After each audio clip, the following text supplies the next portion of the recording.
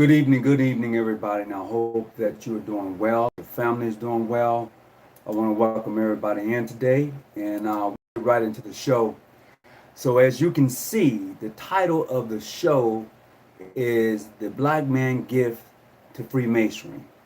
The black man's gift to Freemasonry. I know a lot of times when we talk about Freemasonry, we are often talking about what the European brothers have brought to Freemasonry. So I began to think about what has Black Masons brought to Freemasonry. What is it that we as Black men have contributed to Freemasonry? What have we done? And so as I began to kind of look around for myself just to see exactly what we have brought to Freemasonry, I started looking at it from a theological point of view. Okay, from a theological point of view. So as you begin to come in today, so we're talking about greetings. What's up, Reginald? How you doing, brother? I appreciate you. So today we're talking about the black man's gift to Freemasonry. Hey, you got to put it out there now. You got to put it out there. You just can't hold back and just leave it alone. You have to put it out there. So I'm putting it out there that way because I don't want any of you to ever think that Black Masons hasn't contributed to Freemasonry. I don't want you thinking it. I want you to understand that that we have contributed to Freemasonry. You know, not just because we have celebrities who are Freemasons, but long before that, we have contributed to Freemasonry. So I want you to know that Black Masons, Black men have done a lot when it comes to Freemasonry. We really have. And tonight we're going to talk about that. We're going to talk about that from a theological point of view, and not only that, from a ritualistic point of view. So you might as well sit back, get your popcorn, get you something to sip on, have some tea, have some lemonade, because we're about to have this conversation tonight. We are about to have this conversation tonight because it needs to be had.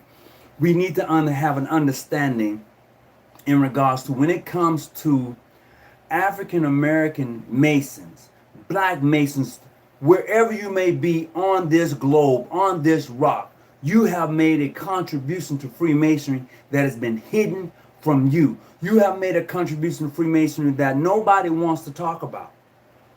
You have done that. See, all you ever hear about is those brothers, Caucasian brothers, be it from England or from France or from Scotland or from wherever they may. This is all you ever hear about is their contribution. But tonight we're going to talk about our contribution to Freemasonry, what you need to know. Not about what someone else has told you, but you need to go do your own research and find out for yourself that we have made substantial contributions to Freemasonry that is not readily shared. It is not. And you know it as well as I do. I don't care what jurisdiction you're in.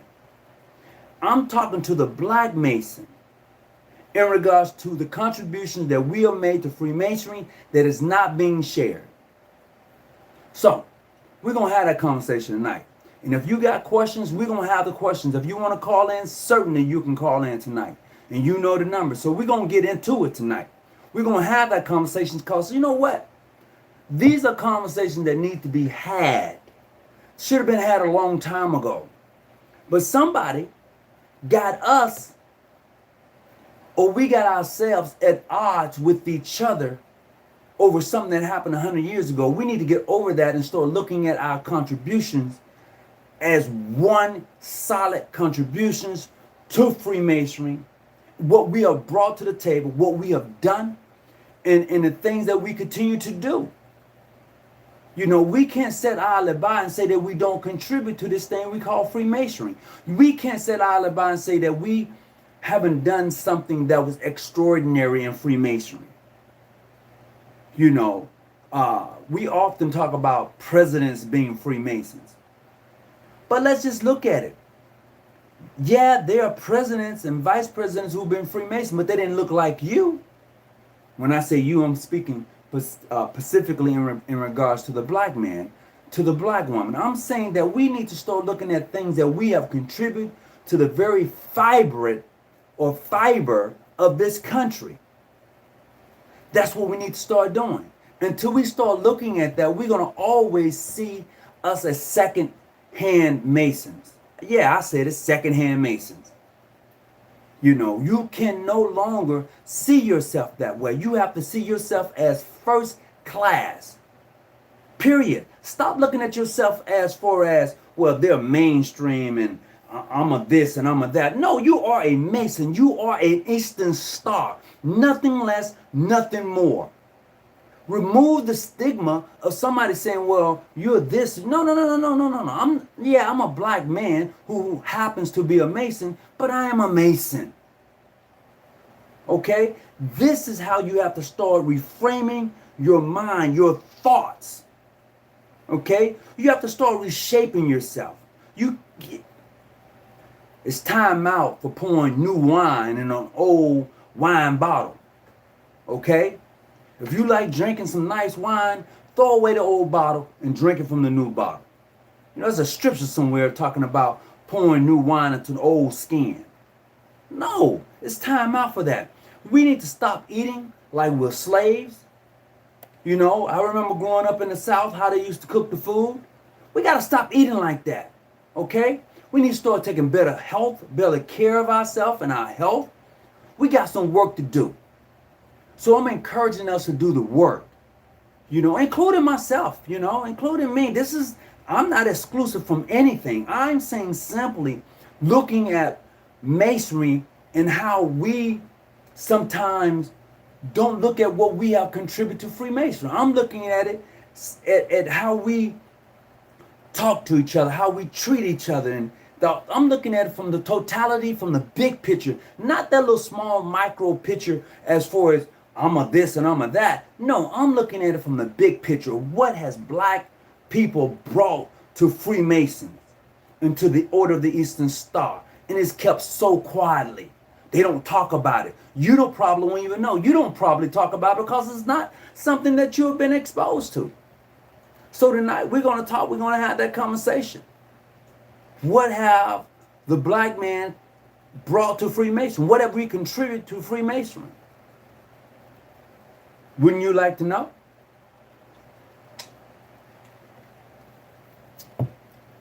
Wouldn't you have liked from someone to have told you that you being a Mason, that you have contributed so much more than what's being taught and what's being said? I know I would. Certainly, I would like to know that. I'm going to move my video around, so just bear with me just for a quick second. I'm going to set it, bring it down about right here. I'm going to let my chair down a little bit. There you go. I'm sitting up kind of high. So yeah, tonight we're going to have this conversation, and I hope that you come along for the ride. We're going to get right into it. And let me send a big shout out to somebody real quick here so I don't forget. I'm going to send a big shout out to somebody real quick. And I'm going to ask them if they don't mind calling to the show tonight, because I think they got something they want to say. So I just want to make sure I get their name right, okay? So bear with me just for a second as I look them up real quick and invite them to give a call in to the show tonight. And I'm quite sure he's watching. I should have put his name in the marquee, but you know, this is what we're talking about tonight is a little bit more important than that. But I certainly have to bring that up. So hold on and bear with me just a second. I'd like to say greetings to everybody who's coming on. I got to get that cap. I appreciate that. This was a gift from a brother who owns his own shop. This is the original Shriner's emblem. If you can see it, that's the original Shriner's emblem that John G. Jones had as far as the ancient Arabic order knows of an image shrine. That is the original Shriner's emblem. And on this emblem, there is a double-headed eagle supposed to be hanging down. You know, it's special. And I appreciate Brother Anthony out of Chicago, St. John's Grand Lodge. He really hooked me up with this. He definitely looked out for me. So I'm going to share this with you. But before I do that, I definitely want to send somebody a big shout out as soon as I can find his name right quick. I want to make sure I don't mess his name up. What is this? Hold on. I'm just going to bring it up real quick.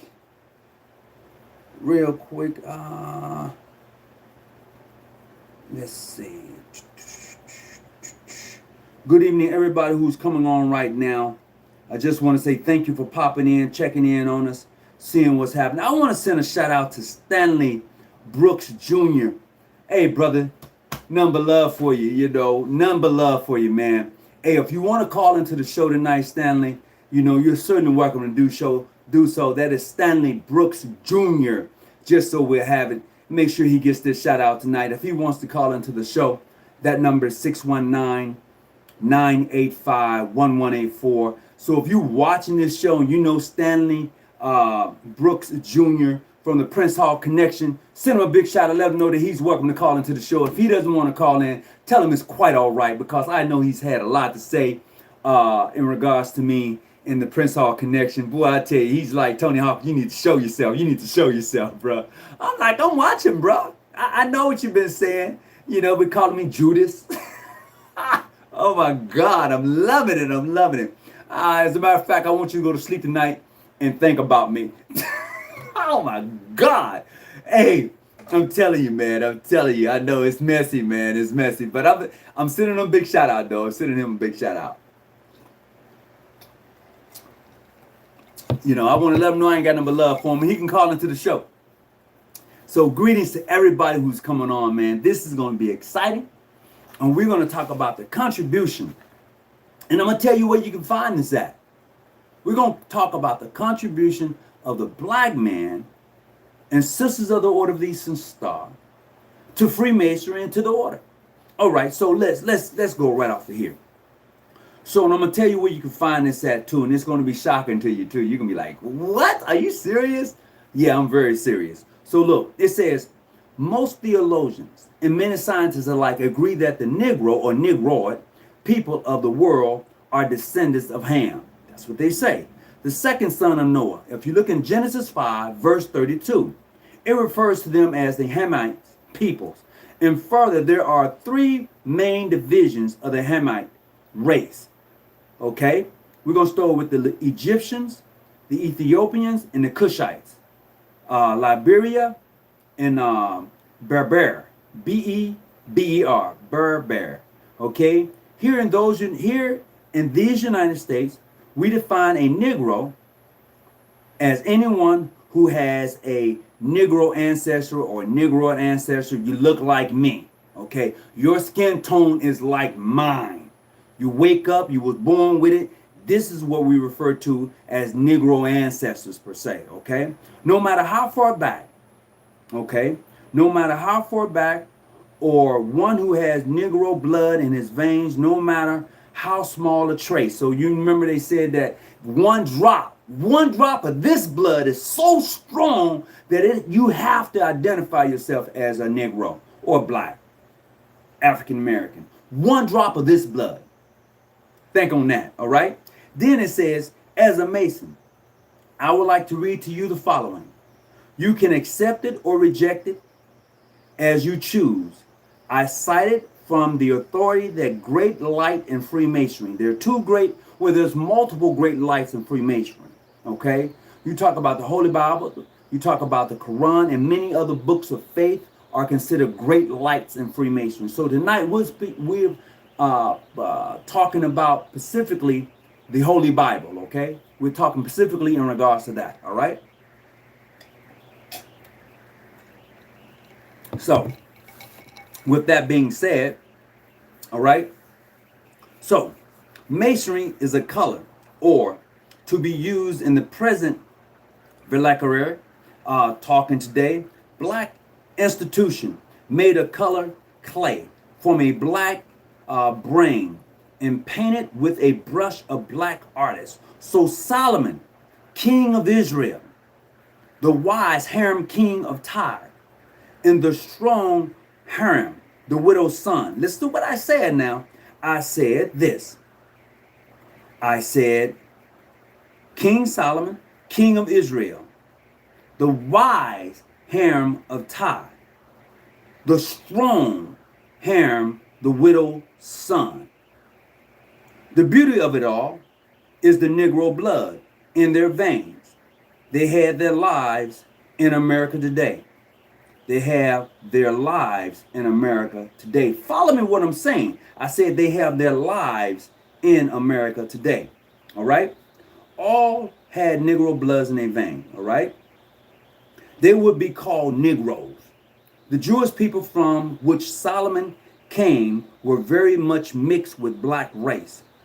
The intermingling date as far back as Abraham's son Ishmael, was born to Hagar, an Egyptian woman, sisters of the Order of the Eastern Star. Genesis 21, verse 21. The Egyptian came from Mizraim, Mizraim, okay? That's Genesis 10, verse 6. The second son of Ham, who was the father of the black race and was governed under Pharaoh, married an Egyptian, a black woman, okay? Daughter, a black woman, who was born to him two sons, Ephraim and what was the other son name? She had two sons. I know one was Ephraim. Anyway, can't think of another one. The father of the two, they were the father of the two of the tribes of Israel. Okay, Moses, the lawgiver, married a black woman. Okay, an Ethiopian, a daughter of Cush, the first son of Ham, by whom he had children. Moses married, what was the name? Zephyr? Anybody know the name of Moses' wife? Okay, who had a daughter? All right. Solomon, a man of the tribe of Judah, married Rahab. Okay, a woman who descended from Canaan, the fourth son of Ham. Verse 4 and 17. If you read in Ruth, the book of Ruth, verse 4, verse 17, they had a son named Boaz. Okay, Boaz was the ancestor to Jesse. Jesse, the father of David and Solomon. Just think about that. I'm just giving you a breakdown. This is the black man contribution to Freemasonry. I'm just breaking it down a little bit. All right, I'm just breaking down. I just got some notes charted, so I'm just breaking down what I got down on my paper. Right.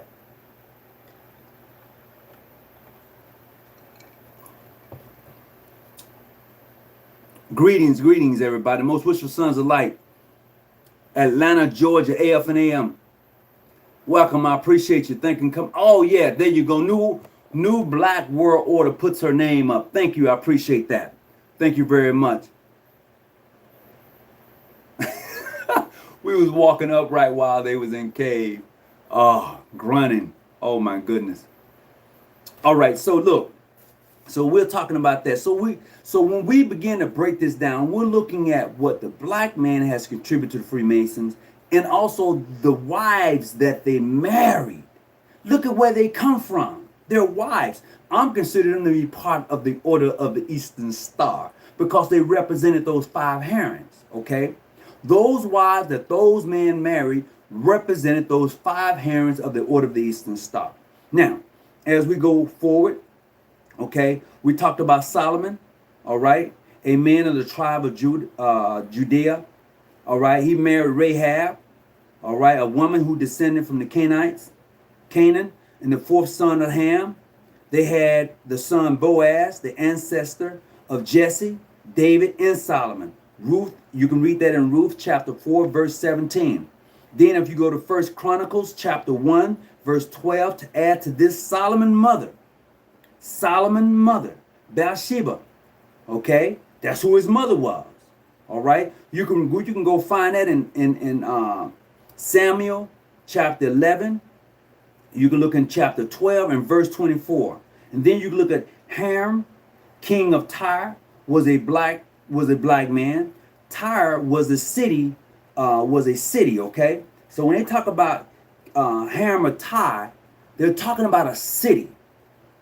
Ham being the king of the city, or the man who ran that city. That's what they're talking about, because when you read the Bible, the legend of Ham-Abith versus what actually happened to Ham of Ty and then Ham-Abith is two different stories.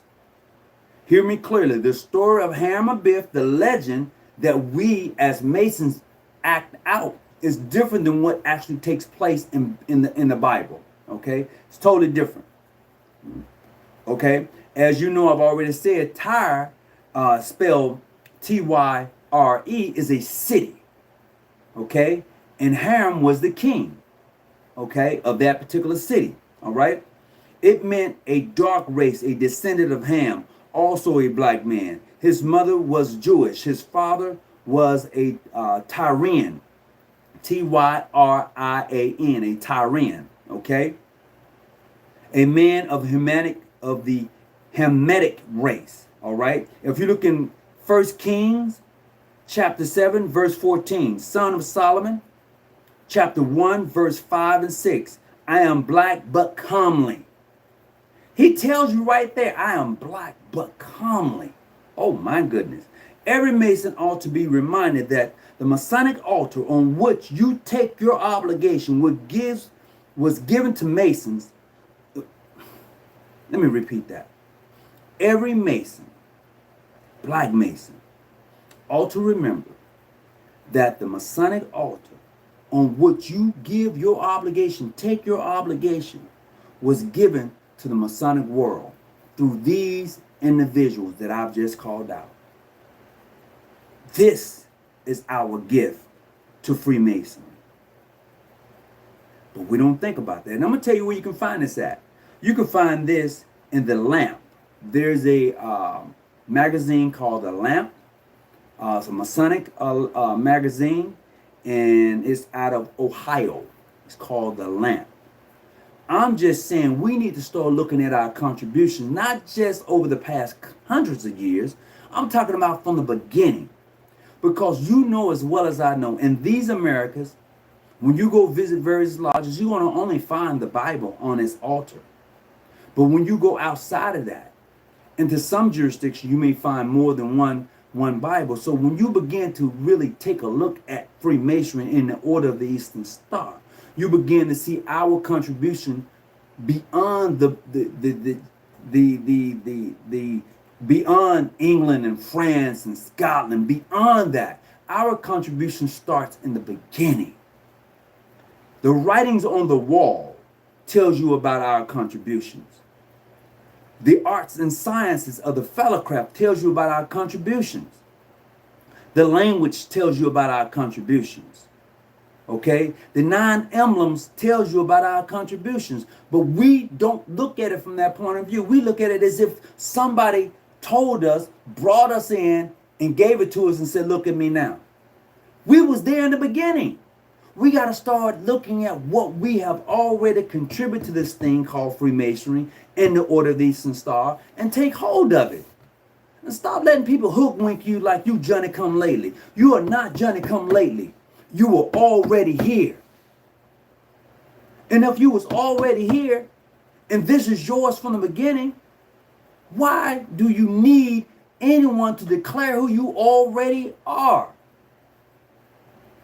If you have gone through this, what we call initiation rites, and let me tell you, if you only understood that what we practice here in America is a European style of Freemasonry, if you only understood that, then this is why they say that you got to come through them to be recognized, because it's their system.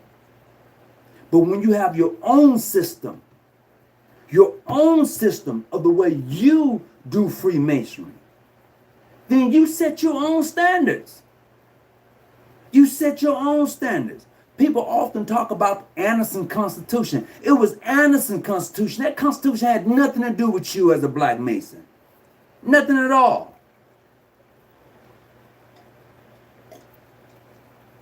But yet, you want to rely your resources on Anderson Constitution. What about your own Constitution that your Grand Lodge may have? What about that Constitution? Does that Constitution mean anything to you? We got to stop taking other people, what word I want to look for?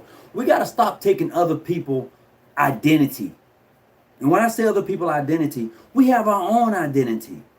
And it's a very strong identity. The fact of the matter is we give it away like it's nothing. Stop giving your pearls to the swine.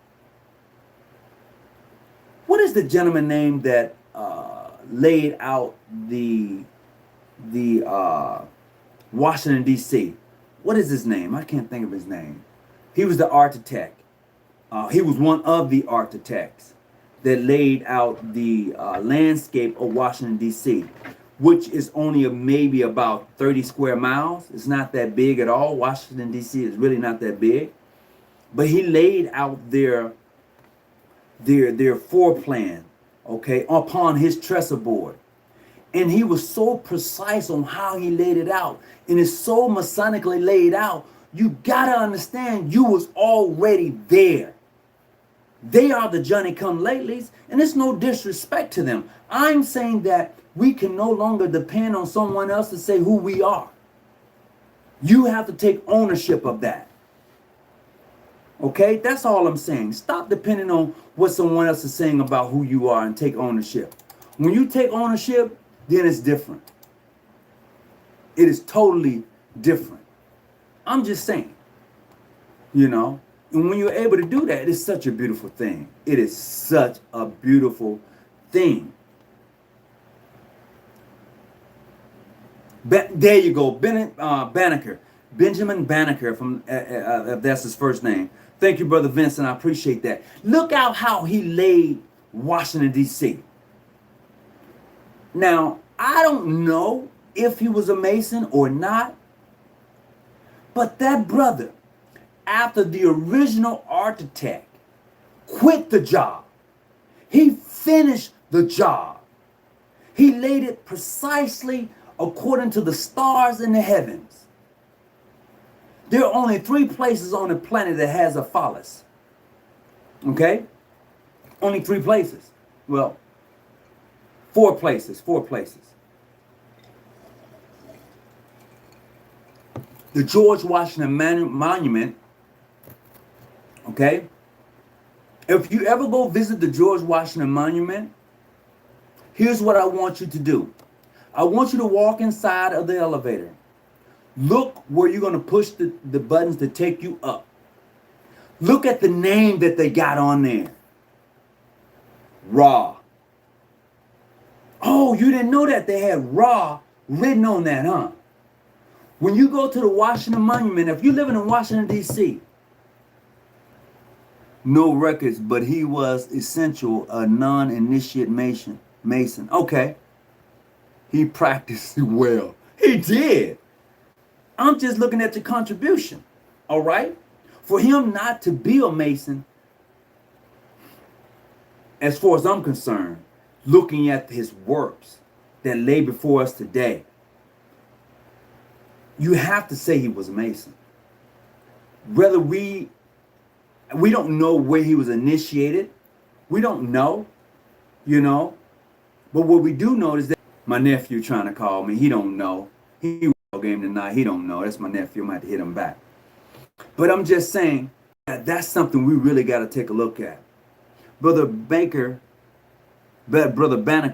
was widely known in the secret to the white folks. He laid out the plan of what, yes, he did. I'm just saying that we got to start looking at our contributions. Our contribution to Freemason did not start with John D. Jones or Prince Hall. Our contribution goes farther back than that.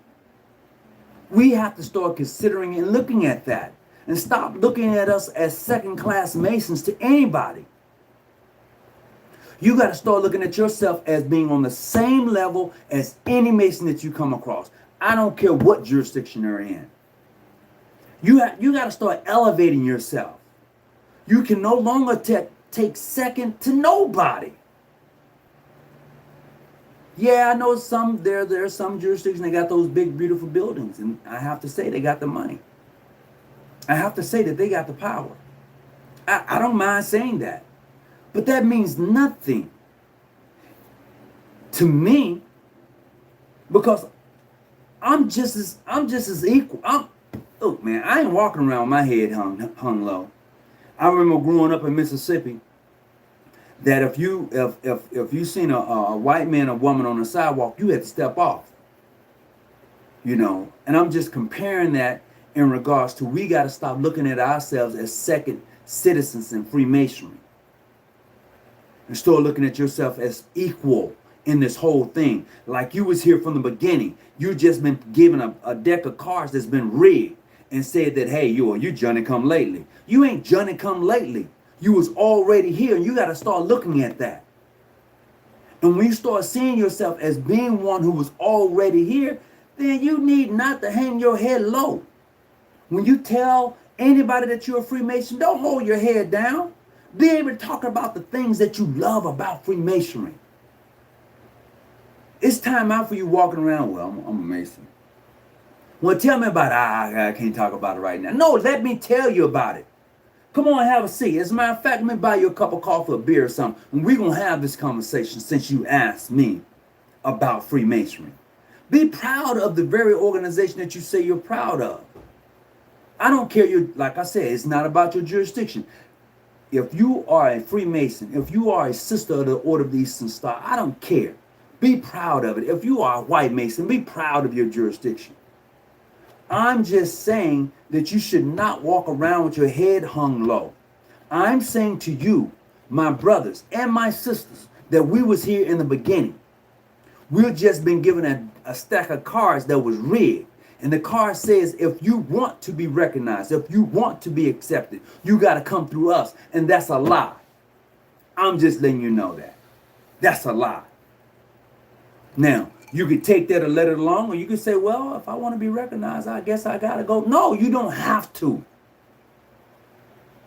People need to stop lying to you, telling you you need someone to identify you as who you say you are. Just saying. When you're able to stand on your own 2 feet, you know, that's the beauty of it. When you're able to stand on your own 2 feet. So when I look at this, and I look at Hiram, king of Tyre, when I look at Hiram Abiff, when I look at King Solomon, and the Bible tells me that these are black men married to black women. That's what it tells me. It lets me know I was here in the beginning. It lets me know of the contributions that my ancestors have made to Freemasonry. When I read my rituals, it tells me about Joppa. It tells me about how King Solomon summons Hiram Atai and Hiram Abiff, when he summons them to come and help him work on the temple and what their jobs were. When I read about that, Masonically speaking, I'm looking at black men. That's what I'm looking at. When I visit certain lodges, they have Egyptian artifacts in their lodges. But you keep believing this is some European type of thing. I don't get that.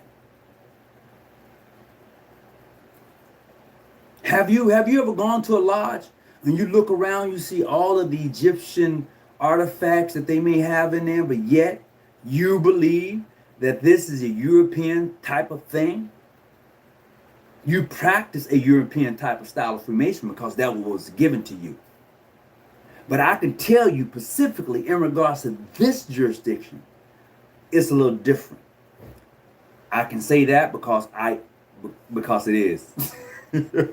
If you have been initiated into this jurisdiction, you know it's a little different. If you have been brought into Shrinedom in this jurisdiction, you know it's a little different. I'm just saying, it's not your average initiation. And I can share this with you.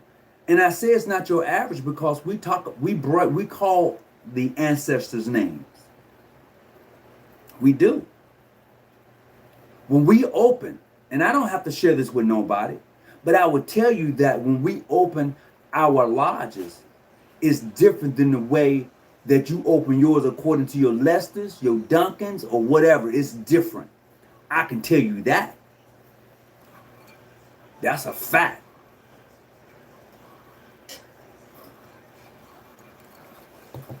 And that's what I love about the jurisdiction. You will not find the opening ceremonies the way we do it in any ritual. That's the contribution that Black Masons bring to Freemasonry. And that's how you got to start looking at it. You can't no longer look at it from a perspective of saying, okay, here we are, here's what we've done. No, we can't do it. Somebody said, Travis, chill. They got black angels too. Oh, Slim Daddy, what's going on with you, brother? Welcome to the show, Slim Daddy. However, I feel the ancient African Freemasonry is much more older than the Sphinx. Not 3,000 to 4,000 years old. It's 7,000 to 9,000 years old. Slim Daddy, I'm going to be honest with you. You know, when you say that you feel that the ancient African Freemasonry is much older, it wasn't, we call it Freemasonry, but it wasn't called Freemasonry at that time. It wasn't called that. Because if you go read books that dealt with secret societies, I have a book, and it deals with secret societies. You will understand that the process for which they went through as they journey in the initiation rites took them years. It took them years to get to the high priest. It took them years. But see, most of us don't know the end game when it comes to getting these degrees. What is the end game? You're paying money to become a Mason. You're paying money for a Royal Arch. You're paying money to the Lodge of Perfection, the Cryptid degree. You're paying money into all of these degrees. But why? What is the end game? After you've paid your money, you've gotten your rituals, you read them, you know the grips, you know the signs, you've done all that. What is the end game after that? Most people don't ask that question. You know, they don't ask the question. You know, we have a degree that is called the perfect, the perfect master. Why is that degree called the perfect master? Have you actually read the degree? Man, that degree right there have you trembling. Tonight, when you have the opportunity, and if you're a part of the Scottish Rite, go read the perfect master degree. Go read it for yourself. And tell me what you think about it. I'm just saying, every degree on the Scottish Rite side has a relationship to astrology. Now, when you look at Benjamin Banneker and how he, after the original architect quit the job, he was able to finish the work. We don't know whether he was initiated a Mason or not. We don't know, but we know he finished the works. And when you look at the work from a high point of view, you see the beautiful layout of the compass, the square. You see how it goes from the Washington Monument to the White House, to the Senate, to the Congress, and you see how it breaks off, and then you see the pentagram that is imprinted. You see all of that. That lets you know that we have made some substantial contribution to Freemasonry that is never told. And it wasn't about his jurisdiction. It's just been never told to us of our contribution to this great thing we call Freemasonry. It was just never told. But we need to start looking at our contribution to Freemasonry. We need to start changing some things. Start relying on somebody to tell you who you are and start accepting who you are. Yeah, I know I like to say you're a Black Mason because you're Black. No, you're a builder. Let me tell you, when you consider those who were brought on the ships, in the bottom of the ship. And when you consider those who actually made it here, okay, I'm not talking about those who died. I'm talking about the strongest of the strong that made it here on the hull of a ship. 3 to 4 months coming across from continent to continent, okay? From continent to country or continent. That travel alone killed several million people. But I'm talking about the strongest of the strong that made it over here. Harvest this land. Built the cities that we now live in. Built the country. Built the infrastructure for now which we have. When you see those people, those were master builders. Okay? They were the ones who was trained to put horseshoes on horses. They were the jockeys that raced the horses at the Kentucky Derby when it first began. Oh, they don't tell you about the black jockeys, do they? See, when we got tired of holding the golf ball, so when they played golf, we came up with the golf tee. Yeah, that little white stick that you put in the ground and put a golf ball on, we came up with that. See, when it got too hot for us and we needed an air conditioner, we came up with that. When we didn't want to walk up and down the stairs no more, we came up with the elevator. When we wanted to generate more power, we came up with the spark plug. See, they don't tell you these things and contributions that we have made. Well, not only just to Freemasonry, but to the country. Some of these you know, some you may not know. But just think of our contribution. But yet, we are considered to be second class, or not equal, or wanting someone to tell us who we are. Oh yeah, he's a Mason. I don't need you to tell me that. I already know. But if you accept me because of due trials and due examination and lawful information, you have found me as worthy and well qualified, then that's something different. But to look at me and say, well, no, I'm not, you're not supposed to accept that, brothers and sisters. You are not. We have to start looking at our contributions, what we've done, where we're going, and what we need to do as a whole. Not just because you're over here or over there. Look, when something happens, tragically, when something really happens in this country to a black man or a black woman, it affects all of us. It does.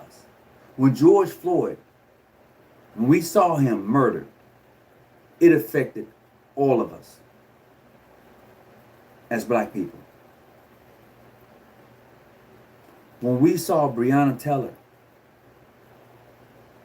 get killed, when we heard about her getting killed, it affected all of us. When we seen the brother that was in the car and his girlfriend filmed the fact that he got shot because he was reaching in his wallet to show the man his concealed weapon permit, which he asked for. When we seen that affected all of us. We got to realize that we're in this thing together. We're not in this thing because I'm John G. Jones and that person is this and that person is that. We're in this thing together. We got to start looking at our contributions to Freemasonry, not separately, but equally. Our best leaders right now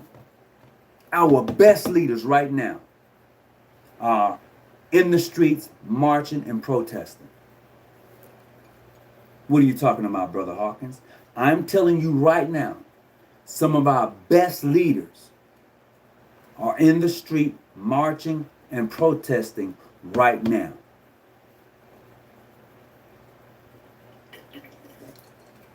You know why? Because they're fearless. They are. Our young people today are fearless. That's just what they're not my mom and dad. No. Young people today are not my mom and dad, and they're definitely not me. Those young people of today are fearless. They don't mind. They looking, hey, I ain't gonna make it to 25 anyway. I might as well go and do what I gotta do. That mindset needs to be shaped and molded. If we can get some of those young people that are out there protesting in the streets, if we can get some of them and bring them into Freemasonry, some of those young ladies who are leaders in the Black Lives Matter movement. I'm not talking about the movement that's been co-opted, so hear me out. The Black Lives Matter movement has been co-opted. I'm just saying, because it doesn't look like us holding them signs out there. I'm just saying. I'm telling you that some of those individuals out there are fearless leaders, and we need them in this organization. Because the leaders that we have in these organizations in various jurisdictions as grand masters and grand worthy matrons don't have the heart. They don't. The only thing is that for me, right now, I can say what I want to say and be done with it. But those individuals out there right now who are protesting, those brothers, those sisters, we need them in the organization because they're fearless. We can't just push them aside. I don't mind having them in here because they're fearless. We need fearless leaders today. Because those leaders that we had, how we have people, we prop people up to be leaders, whether it be Jesse, whether it be Al Sharpton, whether it be Cory Booker, whether it be others who have gone and come. We put them up as leaders. Where are the next leaders at? We cannot sit idly by any longer. We cannot be quiet. We need fearless leaders, and they're out there protesting. But we can't bring them into the organization and tell them that brother is not a Mason. Clearly knowing that brother hadn't been tried. You can't bring them in and say that sister is not an Eastern Star. You can't do that. If we want fearless leaders in this organization, we have to unite. We have to realize our contribution to the Order of the Eastern Star and Freemasonry is bigger than our jurisdiction. We have to start looking beyond what somebody has told us about somebody else. If you want to get to know me, call me up. Have the damn conversation. Don't go on what somebody has told you. And that's the problem of some of us. Is that, oh, he's no good. She's no good. You don't even know the person. But based upon what someone else has told you about them, you're going to judge them and you don't know them? See, I'm going to tell you this. I'm not afraid to judge anybody. People say you shouldn't judge. Oh, I judge all the time. And I don't mind judging. Because the same measure I judge, I'll get that back. So I don't mind. I'm not afraid of that. And you shouldn't be afraid of it either. See, most of us believe that. That brother told me the other day, he said, Brother Hawkins, he said, brothers and sisters are heavenly bound and no earthly good. Hear me clearly. The brother told me the other day, and I don't know if he's on the show tonight, he said, brothers and sisters are heavenly bound and they are no earthly good. I was like, damn, that's deep.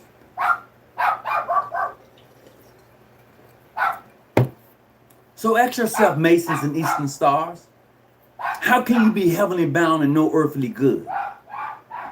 How can that be? When you're supposed to be the light of the world, this little light of mine, I'm going to let it shine. How can you be heavenly bound and no earthly good? How can that be? I want my heaven now. I ain't dying to go see some streets made of gold. I want my gold now. I'm working hard every day. I want it now. I don't want to wait and die and go get it. I want it now. My mother, my father, my sisters and brothers, my aunts and my uncle, they have blazed a path for me. I want it now. Okay? I want equal rights and justice now. I don't want to wait till he's dead now. No. We got to stop waiting. Why can't we have it? Why can't we have equal justice under the law now? Why? You have to start asking yourself this thing. We are Freemasons in the Order of the Eastern Star. We are free thinkers. You're not a follower. You're a free thinker. You think for yourself. Yes, we have laws and rules that govern us, and you should abide by them. But you should be a free thinker. You should be free to think and make your own decision based upon the information and fact that you have before you. As in training day, it's not about what you know. It's about what you can prove.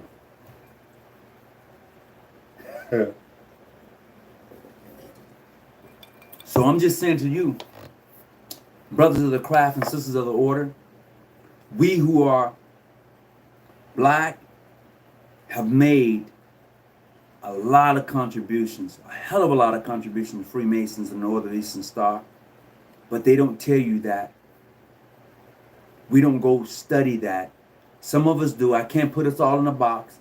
I'm just saying we need to start looking at it for what it is. We need to start looking at our contribution and stop taking a seat behind somebody, you know? We need to stop doing that. We can no longer do that. You know? Let me take a look and see what's been going on in the chat real quick. Slim Daddy at John G. Jones Research Lodge 147. That's crazy. Okay. MLK said that one of the black organizations that could help black people in America was Masons amongst the other groups. Of course. Let me tell you this here. And I'm being sincere in everything I say. You know what makes me proud of the jurisdiction I'm in? I mean, legitimately speaking. And this is not to throw shade or any. This is what makes me proud about my organization. John G. Jones jurisdiction, okay? Period. Is the mere fact that we are the only Masonic organization jurisdiction in the state of California that will assist and aid our brothers who are Muslims. Nation of Islam, period. We are the only one that stands with them. The only one. The only one that gets in, talk with them, meet with them. We're the only ones in the state of California. There are multiple Masonic jurisdictions in the state of California. Be it Prince Hall, Modern Free, International, PHO, any of them. We are the only ones in the state of California that meets with the brothers from the Nation of Islam. The only ones. You know why we do that? I ain't telling. Everything don't need to be talked about. But we the only ones. I'm just saying. And that's a blessing. So people can say whatever they want to say about us.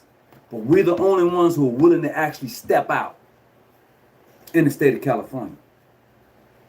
Period. And support what they're doing. See, you want to talk about joint adventures. You want to talk about working together. If you're going to work with anybody, work with people who got boots on the ground. Your contribution as a Freemason to your community means that you got boots on the ground, that there's somebody in the trenches that you know, that you can make a phone call to, and they can get you the needed information. You got boots on the ground. And I can honestly say in the state of California, this organization, the most wishful John G. Jones Grand Lodge of California, Ancient Free and Accepted Masons, is the only group that has that type of connection. We do. It's just that simple. And it's not that I'm bragging about it, but I like it. In other groups, other organizations, other Masonic, it's not saying that we have what I'm trying to say. It's not that we have we have it to ourselves. We're saying that we're the only ones that are not afraid to say that, hey, we're going to support this organization or that organization. That's all I'm saying. It's time out for us who call ourselves Freemasons. Stop being afraid. Look at your contribution that you've made to this country. Look at the blood that has been shed for this country. And yet we feel like we're secondhand citizens. You can't tell me you don't think so. You can't tell me that. You can't tell me that you receive equal justice under the law. You can't tell me that. You can tell me, but I'm looking at the facts. I'm looking at what I can prove. The proof is in the pudding. I'm telling you right now that no, sir, that ain't happening. You ain't getting it. And that's just a fact. I agree with you, Grandmaster. I won't mind now. If you truly know what this order is and what is true power, we can have our heaven in gold now. You damn right I want it now. Look, do you think that I want my immediate, let's take for instance, and then I'm gonna have to go in just a few minutes because I'm late already. We having a Zoom tonight, and for those of you who are part of our jurisdiction, you know we got Zoom tonight, and we'll be going to be studying the Scottish Rite degrees tonight. But I'm just saying, and I'm going to get ready to go.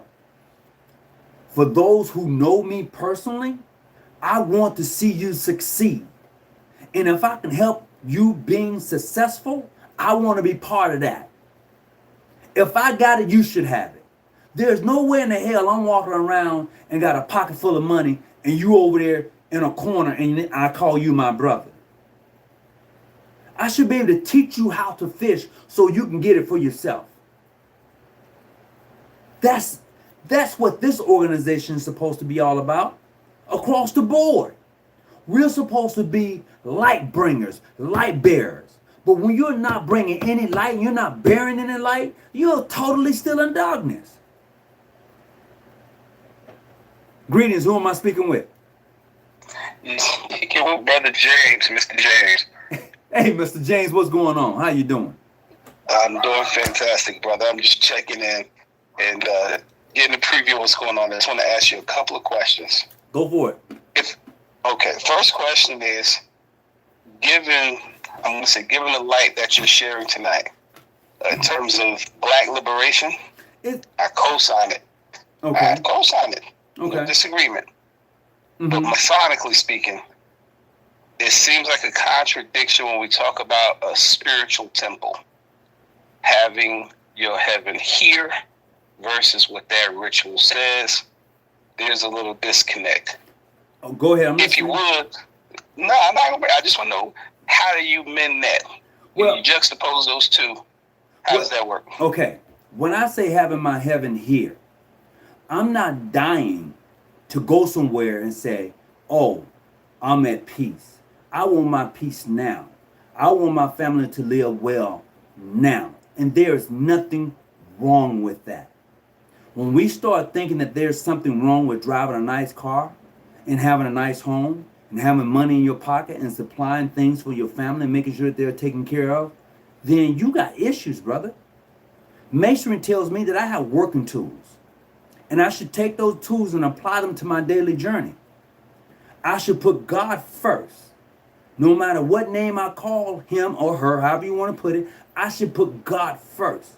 And in the process of putting God first, then my needs should be met. Because even when you open the Bible and the Quran or any book that you may study as far as your faith value may be concerned, it tells you when you talk to God and you putting God first, your needs should be met. So why should I go around being hungry when the God that I serve says that he has everything? Okay?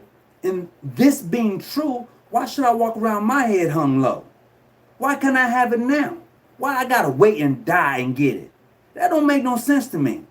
Why is it I gotta pay tithes, gifts, and offerings, and I got bills that are due at the end of the month? Why can't I pay my bills and then give what I have?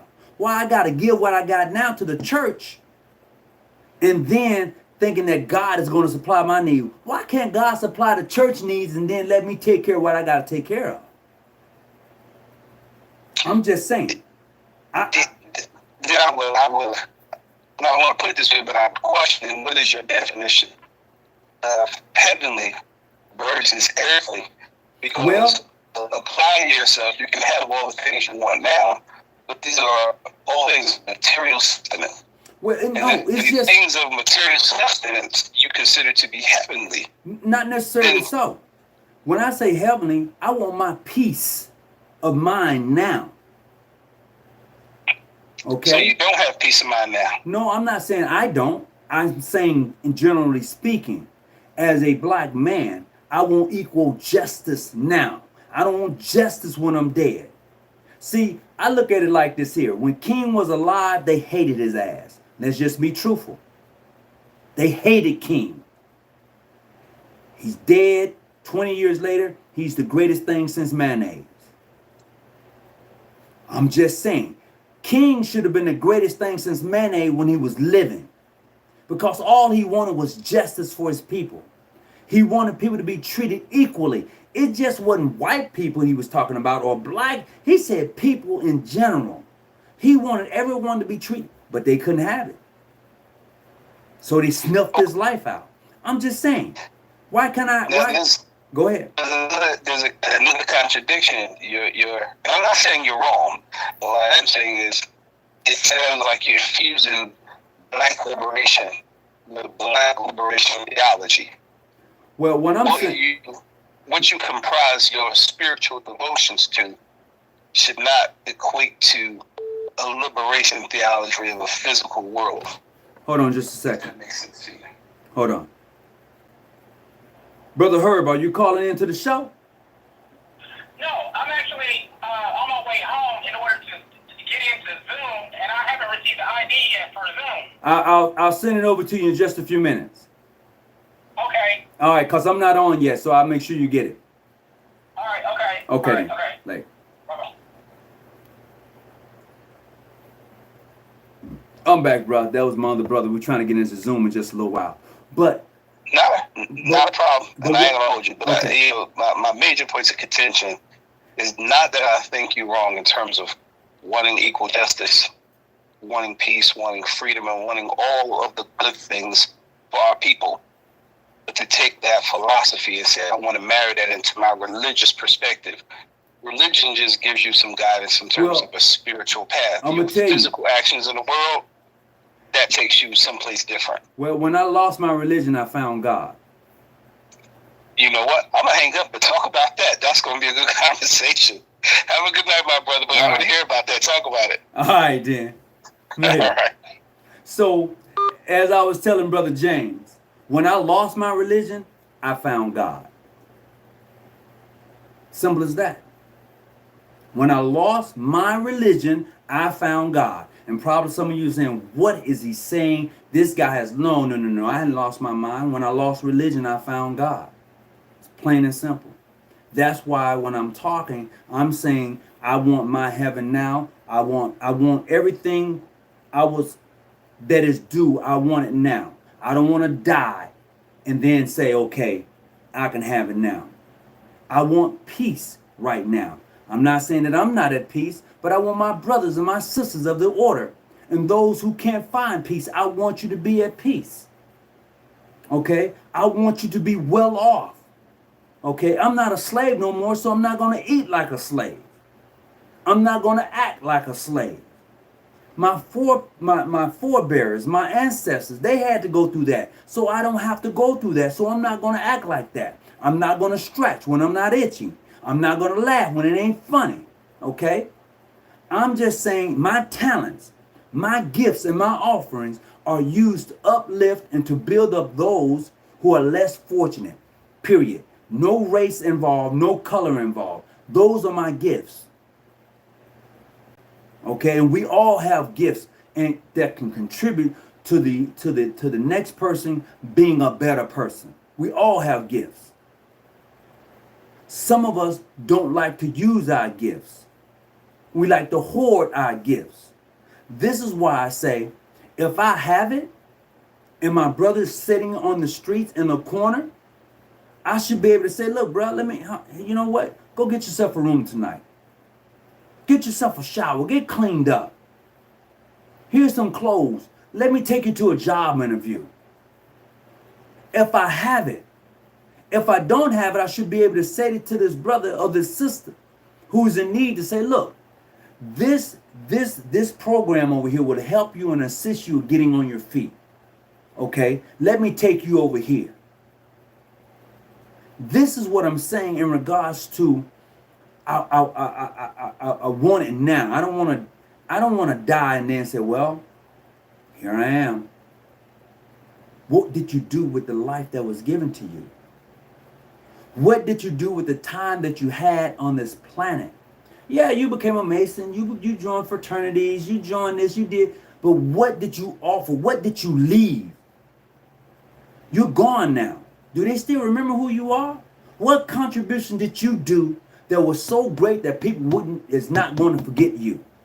See, the reason Jesus still lives is because of what they wrote about Jesus, is what's been preached about Jesus. The reason Elijah Muhammad lived is what they talk about and he preached about. And the fact that a lot of us who are still living that was in the 70s knew Elijah Muhammad, seen him on television. So when we get into this thing, it's going to be, what did you contribute? What did you do for the next person? You know, this is why we as black brothers and sisters of the craft got to start looking at what we have contributed to this organization. We've given so much more than what we know about. We think it all started with Prince Hall and 14 others. We all think the Shriners started with John G. Jones. That's what's been written. That's what's been given. So we go with that. But when you start to dig a little bit deeper, and you come to find out other information, your whole mindset changes. I don't put new wine into old skin. I don't do that. I don't eat like my mother and my dad used to eat. I ain't never said I didn't grow up on it. I said I just don't eat like that no more. It's bad for my health. And I know that, so I got to start eating to live and don't live to eat.